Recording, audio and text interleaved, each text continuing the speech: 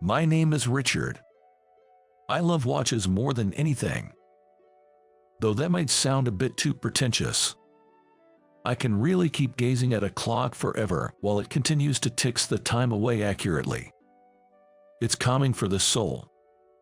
What got me into the charm of watches was a visit to a watch museum with my grandfather when I was a child. The sight of various clocks, all pointing to the exact same time, was breathtaking, and it left me absolutely mesmerized. I still can forget the sensation I had to this day. My grandfather has passed away now, but when he did, he left me a watch that he cherished.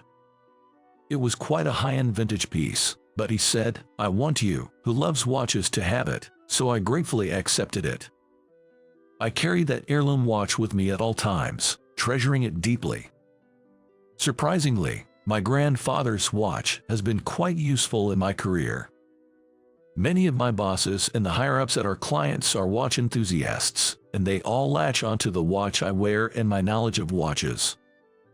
"You're young, but you have rich knowledge of watches. It's heartwarming to have such conversations," they would say, and I ended up being quite favored. Once, I overheard my boss, Greg, lamenting, "My cherished watch is broken, but it's an old one, so it seems the local watch shops can't fix it." I wanted to help somehow, so I made a list of shops that might be able to repair it and gave it to Greg, who was delighted, saying, "You went to the trouble of gathering this. Thank you, I'll check them out right away." Like this, my knowledge of watches has proven to be very useful in my everyday life. One day, after finishing some outside work and returning to the office, Greg called me over with a gesture. "It's a special request for you," he said with a smile, handing me what looked like an invitation. "What's this?" "It's an invite to a barbecue hosted privately by President Thompson of our client company. Being invited to this is an honor." I had heard about it.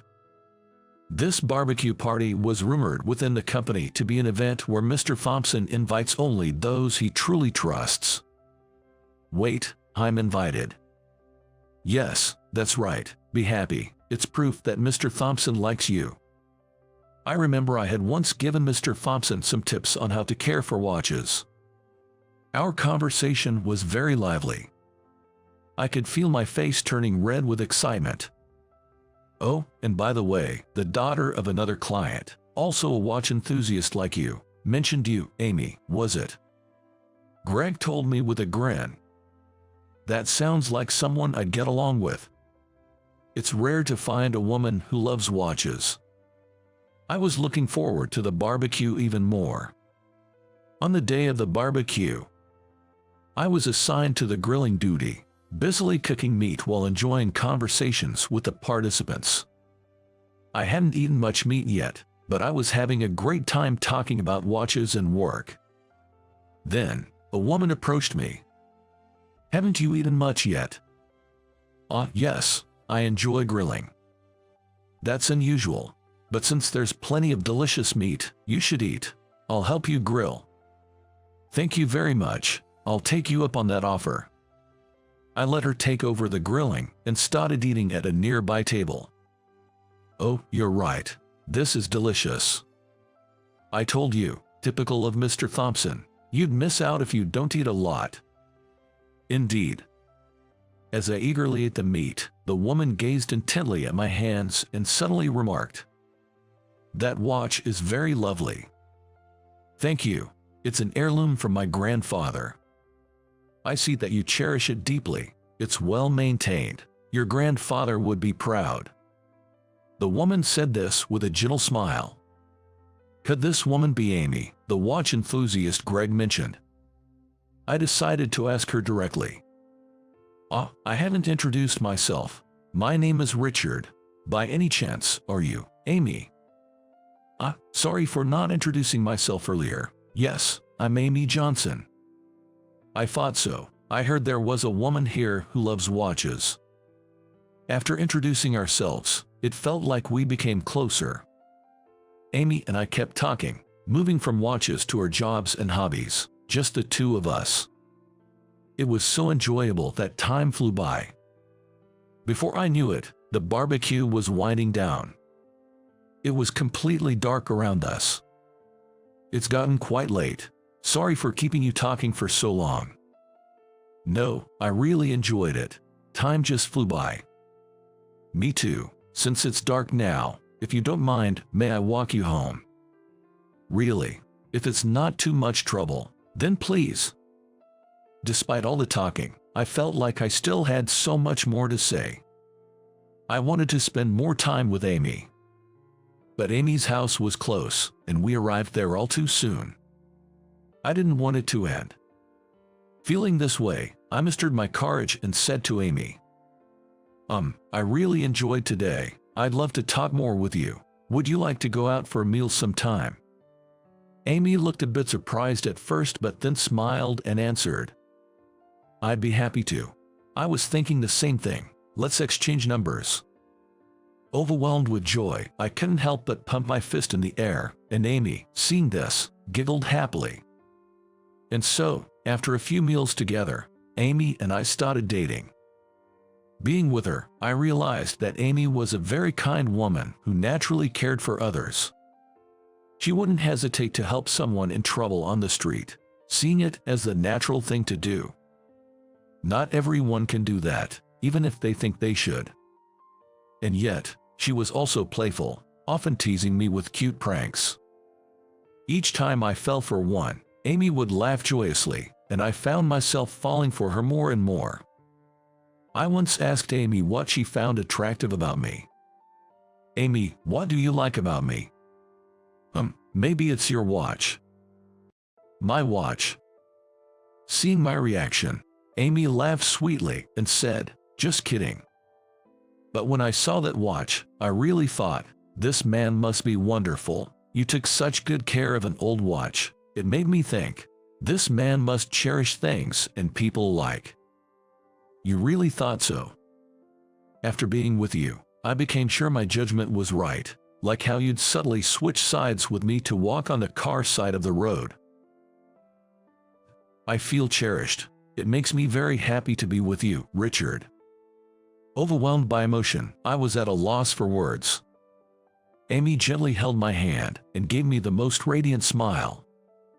On our second anniversary of dating, I had decided to propose to Amy. After celebrating at a slightly more upscale restaurant than usual, I broached the subject with Amy. Amy, there's something important I want to discuss. What is it? Well, we've been together for 2 years now, and, well. I handed Amy a small box and finally said, will you marry me? The time it took for Amy to speak felt like an eternity. I was too scared to look at her face, but Amy opened the small box I had offered and said, the watch. Yes, I know it's customary to give a ring, but I want us to walk together as a family, sharing the same time from now on. Actually, it's a paired watch. That's wonderful. It's so you, Richard. With slightly tearful eyes, Amy said, I look forward to our future together. Yes. I did a big fist pump just like I did on our first night. Amy, just like that night, was looking at me with a gentle smile. Seeing her smile, I swore in my heart to always make Amy happy. With our marriage decided, I went to meet Amy's parents.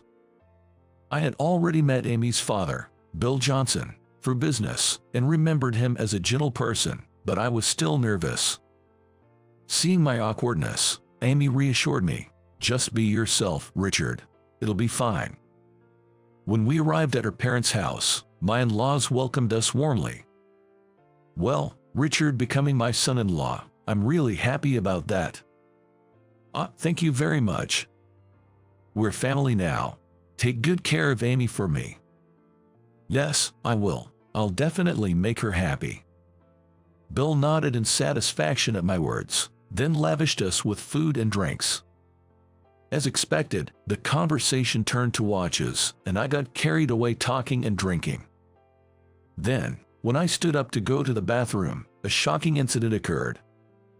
Staggering from drunkenness, I nearly fell and, in the process, hit my heirloom watch against the corner of a table, breaking it. I sobered up instantly. As I sat there, pale and unable to stand, Amy rushed over, asking, "Are you okay?" "Yes, I'm fine. But the watch. I guess I'd rank a bit too much." "Dad, can anything be done to fix it? Richard really treasures that watch." Bill thought for a moment, then suddenly stood up and hurried out of the living room. Amy and I waited, dumbfounded, until he returned with a file in hand. Without a word, he flipped through the file, stopped at a page, smiled slyly, and said to us, "I know a good repair shop. It's close by and run by an acquaintance of mine, so if you'd like, I can take it in for repair." "Really? Are you sure?" "Of course, it's no trouble. Once it's repaired, you two can take a walk and pick it up together." "Thank you very much. Please take care of it." Gratefully, I left the watch in Bill's care. A few days later, he contacted us to say the repair was done, and Amy and I decided to pick up the watch together. I was planning to drive, but Amy suggested, "Let's walk there, it'll be good exercise." So, we decided to walk to the shop. Dressed casually in a t-shirt and sweatpants, I felt at ease. Amy was right. Walking was the best choice. I enjoyed the peaceful walk to the watch shop. The shop turned out to be a renowned high-end watch store. It's quite impressive that Bill knows this shop. I entered the store, feeling grateful. However, I found it odd that none of the staff greeted us. Not even a simple hello. Could it be that they hadn't noticed us? After a short wait, another customer, dressed in an expensive suit, came in. The staff greeted the new customer with a friendly "Hello, sir," and immediately attended to them. It became apparent that we were being ignored. Annoyed, I approached the receptionist and said, "Excuse me." The staff then looked at me with a clearly condescending gaze and uttered shocking words. "Excuse me, but I don't think you belong here." "What? You don't look like you have any money. You are just here to window shop, aren't you?" What's with this disrespectful attitude? I was seething, but I needed to pick up the watch, so I tried to remain calm and told the staff, "I'm here to pick up a watch that was sent for repair." "Repair your watch? That's ridiculous. We wouldn't accept such a cheap item for repair." What an unpleasant person. "It's not cheap. It's a top vintage piece worth more than $1 million. I retorted loudly, getting carried away, but the staff continued to mock me. They clearly weren't taking me seriously. Despite my casual appearance, it's unfair to be treated this way based on looks alone. I didn't want this person handling my beloved watch. Just as my frustration was about to peak, Amy, who had been silent until then, suddenly spoke up. "You're right. A watch worth $1 million doesn't belong here." "What?" "It was a good decision to leave it with the watchmaker next door." What does she mean?" Confused, I listened as Amy explained. "Sorry for not saying anything. My father had asked me to investigate this store. I'll explain the details later." Okay, but what about my watch?" "It's with a long-standing shop next door. Don't worry, it's in good hands," Amy said with a mischievous smile, then called her father on her phone, speaking loudly enough for the whole store to hear. "Hello, Dad. Just as we thought, there's a problem with this store. Yes, I think it's okay to take action." After hanging up, Amy turned back to the receptionist and said, "Well then, we'll be leaving. I doubt we'll meet again." The staff scoffed, retorting to Amy, "You're a poor young girl. Do you think you can bring down our store? What could you possibly do?" "That's why this store is failing. Judging people by their appearance, you'll soon realize your mistake." "Ha, such a bold lady." The staff still seemed to believe that Amy was just a poor girl. But I knew that Amy was a wealthy businesswoman's daughter, and I had a feeling she and her father were up to something. After watching Amy confidently walk out of the store, I decided to quietly inform the receptionist. "You keep calling her poor, But just so you know, she lives in that mansion over there and her father is a president." The receptionist's eyes widened in shock, looking at me in astonishment. Her face quickly turned pale. "You might think she can't do much, but when she says she'll do something, she does it. It might be best not to underestimate her too much. Though it's probably too late for that now." Before I could finish, the receptionist dashed to inform what seemed to be the manager. I could see the manager probably coming to apologize, but I pretended not to notice and hurried after Amy. Leaving the high-end watch store, we headed to the reputable old watch shop next door. Seeing the repaired watch working as before filled me with relief. We thanked the shop owner and left. On our way back, Amy explained the situation. One of Dad's friends, who works at a watch manufacturing company, came to him with a concern. This friend was troubled because, despite the high quality of their watches, their reputation was poor and sales were low. Upon seeing the watches, my father-in-law remarked, "These are excellently made. It's strange for them to have such a bad reputation," and began his investigation. As a result, suspicion fell on the retail stores as the potential cause of the issues. "That's why my dad asked me to investigate," Amy explained. "I see, but you could have told me." "You're not good at pretending, Richard. You can't lie." "True. If I had known in advance, I might have acted suspiciously. I had us deliberately dressed casually. That's why I insisted on walking." "Now that you mention it, you did keep suggesting we walk." I had no clue. I could only offer a wry smile and raise my hands in surrender. Amy looked pleased with herself, wearing a mischievous grin. Later, curious about what had become of the notorious store, I decided to visit again. Standing in front of the store, I saw a closed sign hanging on the door.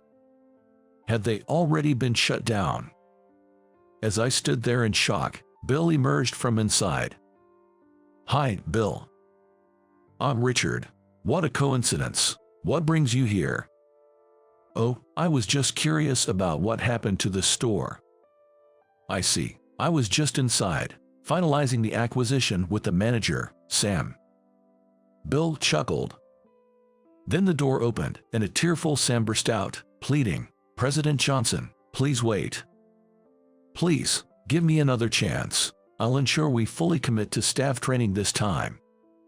Hearing this, Bill turned around with an icy stare and said, "Another chance? You should have had plenty of opportunities to make amends. I've heard this store has received numerous complaints."